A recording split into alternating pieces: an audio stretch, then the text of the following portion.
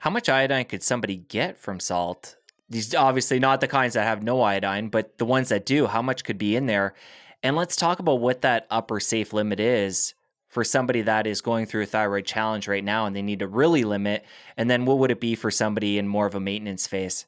Yeah, perfect question and perfect request for framing it too. So, someone who's wanting to improve their thyroid function, the target is somewhere under 100 micrograms per day from all sources combined. Someone looking at just general health, keeping it stable, we're thinking about between roughly 50 and 200 micrograms per day, all sources. And we'll talk through all these things, but yeah, the cosmetics, the supplements, the medications, the foods, all the salt. And so salt, iodized salt, if someone's consuming typically about three grams or so of salt per day, and it's coming from iodized salt, they can walk away with about 250 micrograms of iodine from that. And that alone will put them over what we now know to be a safe upper limit for many.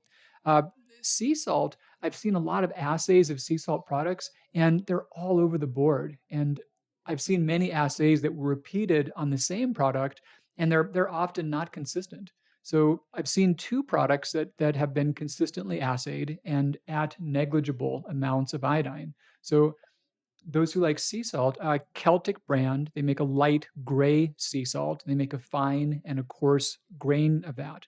That one has pretty much none. It has not on many assays. Celtic brand makes many other lines of sea salt that do not have low levels of iodine, but their light gray one does.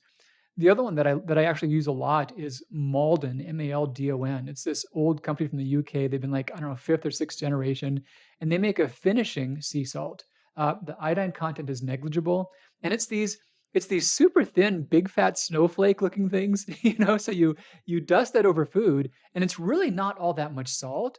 But like right before serving, and you eat it, and you get this crunch, this pop of flavor. It's just awesome stuff. So those are the ones that I like the most. Others, in terms of their iodine content, one thing that surprised me the most was pink Himalayan salt. It's super popular. It's gotten a lot of press in the natural medicine world.